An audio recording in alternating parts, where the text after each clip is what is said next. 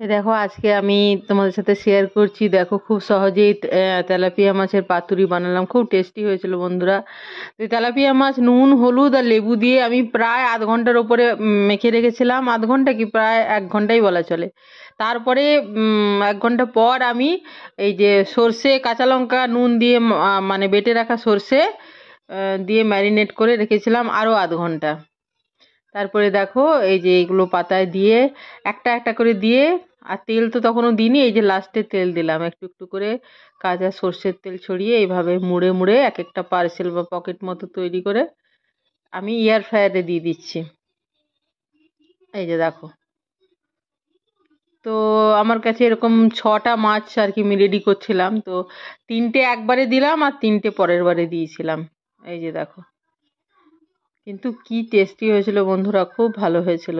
আসলে আমার এই পাতার গন্ধটা খুব ভালো লাগে, এই যে পাতার গন্ধটা মাছের মধ্যে চলে আসে না, খুবই ভালো লাগে।